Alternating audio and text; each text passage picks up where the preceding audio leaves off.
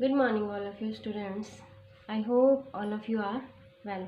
मैं भगवान से प्रार्थना करूँगी आप बहुत अच्छे रहें और अपना काम डेली बेसिस पे करते रहें। बच्चों, हमने 4th और 5th चैप्टर दोनों ही कर लिए हैं, 2nd और 1st भी कर लिया है। अब हम 3rd चैप्टर कर रहे हैं, pair of linear equation in 2 variables. इससे पहले हमने क्वाड्रेटिक इक्वेशंस किया था। अब पेयर मीन्स पेयर में चलेंगे, 2 इक्वेशंस लेके चलेंगे। कैसे इक्वेशंस? लीनियर। कैसे इक्वेशंस? लीनियर मीन्स उनकी पावर नहीं होगी एक से ज़्यादा। लीनियर इक्वेशंस इन 2 वेरिएबल्स, और वेरिएबल्स भी कितने होंगे? 2। x और y ले लिया, z w ले लिया, t y ले लिया, जो भी होंगे। तो पेयर ऑफ लीनियर इक्वेशंस, हम 2 इक्वेशंस साइमल्टेनियस मतलब साथ साथ लेके चलेंगे। हम we take simultaneously 2 equations, so we take pair of linear. और कैसे इक्वेशंस होंगी? वो लीनियर इक्वेशंस इन 2 वेरिएबल्स। देखो बेटा ध्यान से, सबसे पहले तो हमने 8th क्लास में ही ये सीख लिया था, लीनियर इक्वेशन इन 1 वेरिएबल। लीनियर इक्वेशन है हमारी, लेकिन किस में है? 1 वेरिएबल के अंदर है। अब 1 वेरिएबल के अंदर तो जनरल लिख देती हूँ मैं, ax plus b is equal to 0। ये इक्वेशन हो गई, क्योंकि हमने इक्वलिटी का एक्सप्रेशन ax प्लस बी हो जाते हैं, सिर्फ इक्वल टू 0 लगाया, that means it is an equation.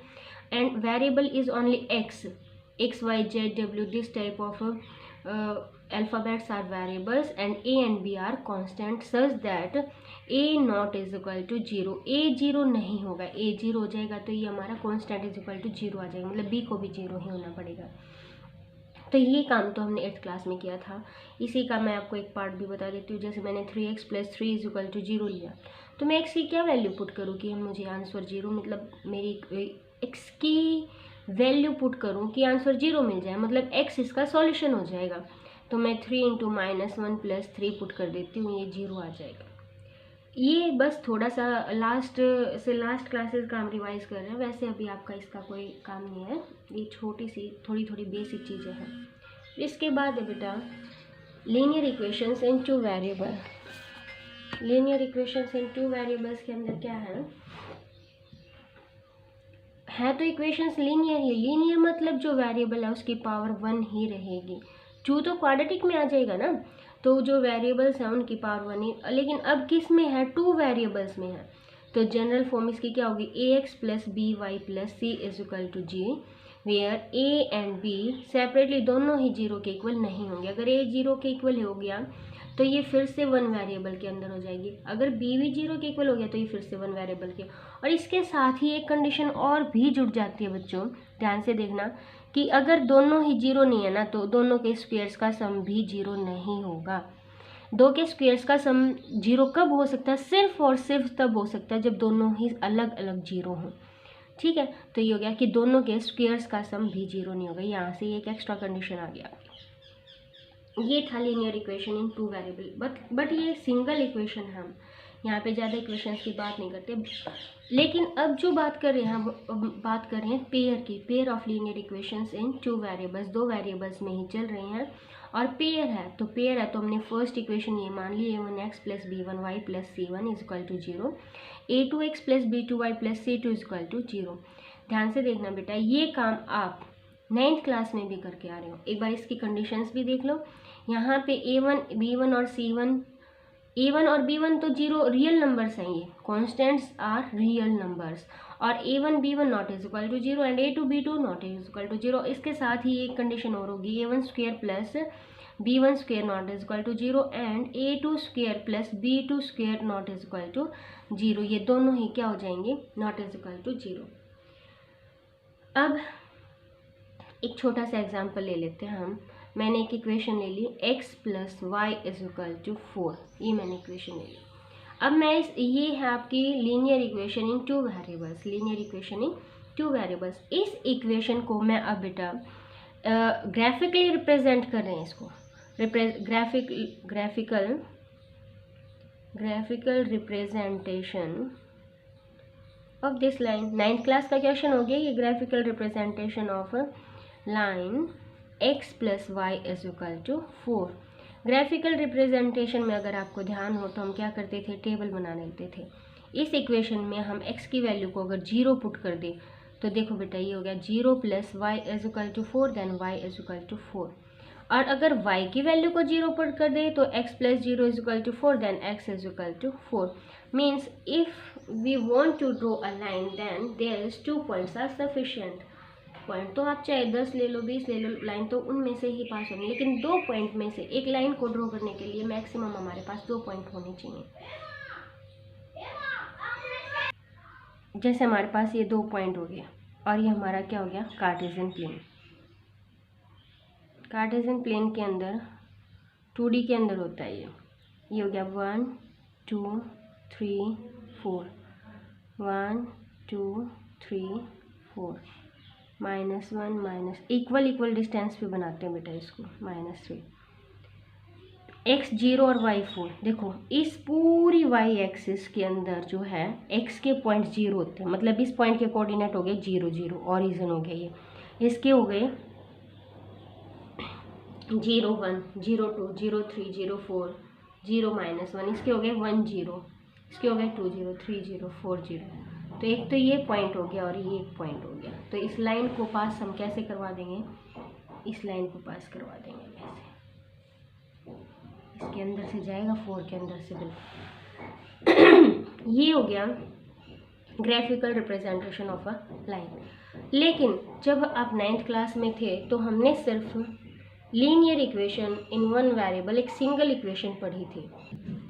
अब हम ऐसे ही graphical representation of pair of linear equations की बात करेंगे। Graphical representation of pair of linear equation, pair of linear equation. एक बात ध्यान से सुनो बेटा, आपके पास 2 लाइन है, एक a1x है प्लस b1y है प्लस c1 = 0 है, एक a2x है प्लस b1y है प्लस c2 = 0। एक तो ऐसे ही लाइन ड्रॉ हो गया और दूसरी भी ऐसे ही। लेकिन जब हम इकट्ठे 2 लाइन ड्रॉ करने चलते हैं तो हमारे पास सिर्फ 3 ही केस बनते हैं। सिर्फ 3 केस कौन कौन से हो गए। फर्स्ट केस है कि ये दोनों लाइन एक बार इंक्लाइन, मतलब एक बार इंटरसेक्ट करें और ओ पॉइंट पे इंटरसेक्ट करें। मान लो ये लाइन है a1x plus b1y plus c1 = 0, a2x plus b2y plus c2 = 0। एक कंडीशन हो गई कि ये दोनों लाइन पैरेलली जाती ही जाएं, कहीं भी मीट ना करें, ठीक है। तो ये होगी पैरेलल लाइंस, इनको क्या बोलेंगे, इंटरसेक्टिंग लाइन, इंटरसेक्टिंग लाइंस, और इनको क्या बोलेंगे, पैरेलल लाइंस। थर्ड कंडीशन में क्या होगी कि मैं एक लाइन को पास करवा रही हूँ, दूसरी बिल्कुल उसके ऊपर से ही चलती जाए, तो इनको क्या बोलेंगे, कोइंसिडेंस लाइन। जैसे अगर मान लो मैंने ये x + y = 4 की इक्वेशन की लाइन ड्रॉ की है, तो अगर मैं इस इक्वेशन को किसी कांस्टेंट से मल्टीप्लाई करके और फिर ड्रॉ करूँगी तो वो लाइन यही होगी, क्योंकि अब आपस में फिर से कैंसिल हो जाएंगे, तो वो लाइन ऐसे ही आएगी। चाहे इस इक्वेशन को आप चेक करके देखो, 2x + 2y = 8 की भी यही होगी, 6x + 6y 24 की भी यही होगी, -x - y = -4 की, -1 से मल्टीप्लाई कर दिया, -3 से। मतलब अगर मैं इस इक्वेशन को दोनों तरफ किसी एक कांस्टेंट या माइनस वाले नंबर से किसी से मल्टीप्लाई कर रही हूँ तो लाइन की जो एक ग्राफ है, मतलब लाइन वही रहेगी, आपका ग्राफ पे कोई फ़र्क नहीं पड़ेगा, ठीक है। तो ये इसका एग्जाम्पल हो गया, कोइंसिडेंस लाइंस मीन्स लाइन को ओवरलैप कर रही है दूसरी लाइन, ठीक है, कोइंसिडेंस लाइन। ये 3 कंडीशन होंगी। इसके अलावा और क्या आपके दिमाग में कंडीशन आ रही कि मैम ये हो सकता है, तो मुझे ज़रूर बताना, पिक भेज देना उसकी, ठीक है बेटा। मतलब किसी बच्चे को आ रहा है कि मेरी तो लाइन ऐसे जा रही, कोई कह रहा है मेरी तो लाइन फिर ऐसे ही जा रही है, मतलब कहीं ना कहीं जाके ज़रूर मीट करेंगे, ठीक है। तो ये 3 कंडीशन हो गई इसके अंदर, पेयर ऑफ लीनियर इक्वेशंस के अंदर। अब ये जो pair of linear equations draw किए हैं, इन्हीं पे बेस्ड हमारे 2 पॉइंट्स हो गए, एक कंसिस्टेंट सिस्टम और सेकेंड हो गया बेटा इनकंसिस्टेंट सिस्टम। कंसिस्टेंट सिस्टम के अंदर क्या होता है, चाहे तो वो जो एक बार इंटरसेक्ट कर रही थी ना, यूनिक सॉल्यूशन, इसको क्या बोलेंगे हम, यूनिक सॉल्यूशन। एक बार क्या होगी, जो उसी के ऊपर से जा रही है, कोइंसाइड्स कर रही है, infinitely many solution, infinitely many solution. बात आपको समझ आई। थर्ड केस आ गया कि दो लाइन जब पैरेलल चल रही हैं और कहीं मीट ही नहीं कर रही, तो क्या लिखेंगे हम, नो सॉल्यूशन। ये तो बात हो गई सॉल्यूशन के सेंस में। अब आपके दिमाग में एक पॉइंट चल रहा है, ये सॉल्यूशन क्या है, सॉल्यूशन क्या है बेटा। मैंने ये एक इक्वेशन लिख दी, x minus y is equal to 2। पहले आप जनरल के लिए ही कर लो, a1x plus b1y plus c1 is equal to 0, a2x plus b2y plus c2 is equal to 0। इन दोनों में ये x और y की सेम वैल्यूज़, वो वैल्यूज़ जो दोनों इक्वेशंस को सेटिस्फाई कर रही होंगी, तो वो in pair of linear equations का सॉल्यूशन हो जाएंगे। इसका मतलब क्या हुआ, ये लाइन जो है a1x plus b1y plus c1 is equal to 0, that is a2x plus b2y plus c2 is equal to 0, इस पॉइंट पे मीट कर रही हैं। जो x और y की वैल्यूज़ यहाँ से मिलेंगे ना, वो इस इक्वेशन को भी सेटिस्फाई करेंगे और इस इक्वेशन को भी सेटिस्फाई, मीन्स इनका जो ये है x और y, ये इनका सॉल्यूशन हो गया। मतलब ये एक x y एक ऐसा पॉइंट मिल गया, एक सिंगल पॉइंट मिल गया जो दोनों इक्वेशंस को सेटिस्फाई कर रहा है। ये हो गया सॉल्यूशन का मतलब। यहाँ पे इनफाइनाइटली मैंने जब लाइन ही वही है, तो सारे ही पॉइंट उन दोनों के ही सॉल्यूशन। मुझे लग रहा है ये ऊपर वाला पहले दिखाई नहीं दे रहा था, मैं एक बार और रिवाइज करवा देती हूँ। कंसिस्टेंट का मतलब है दोनों इक्वेशन का एक कॉमन सॉल्यूशन एग्जिस्ट करना। मतलब ये दो इक्वेशंस हो गई बेटा आपकी, और ये इस पॉइंट पे इंटरसेक्ट कर रही है, तो एक्स वाई इन दोनों इक्वेशंस का सॉल्यूशन हो गया। मतलब एक्स और वाई एक ऐसी वैल्यू मिल गई जो दोनों इक्वेशंस को सेटिस्फाई करते होंगे, और एक ही पॉइंट पे मिल रही हैं, तो यूनिक सॉल्यूशन हो गया। ठीक है, सिंगल सॉल्यूशन हो गया। फिर बात कर रहे हैं कि हम लाइन के ऊपर से ही लाइन चली गई, कोइंसाइड्स कर गई, मतलब एग्जैक्टली उसको ओवरलैप कर लिया, मतलब इनफाइनाइटली मैंने सॉल्यूशन, क्योंकि कोई भी पॉइंट उठाओ वही सॉल्यूशन निकलेगा दोनों का। जैसे ये लाइन है, दूसरी लाइन दे दी minus x plus y is equal to -2, both are the same. अगर मैं इसकी भी इक्वेशन ड्रॉ करूँ और इसकी भी, दोनों सेम ही तो होंगे, ऐसे ही ओवरलैप करेंगे वो। थर्ड बात है नो सॉल्यूशन, मतलब मैं एक इक्वेशन लिख रही हूँ 2x minus 3y is equal to 5 and 4x minus 6y is equal to 9। ये दो इक्वेशन आप ड्रॉ करके देखना, मतलब ये दोनों लाइनें कभी ओवरलैप करेंगी ही नहीं। और ये कैसे पता चलेगा, अब आगे हम वही सीखेंगे। यहाँ पे एक सिंगल पेयर भी x और y की वैल्यूज़ का एग्जिस्ट नहीं करेगा जो दोनों इक्वेशन को इकट्ठा सेटिस्फाई कर दे। ये हो गया बेटा इनकंसिस्टेंट, मतलब नो सॉल्यूशन। तो ये टर्म्स आपको क्लियर हो गई होंगी, कंसिस्टेंट और इनकंसिस्टेंट। अब हम फर्स्ट एक्सरसाइज की तरफ चलते हैं।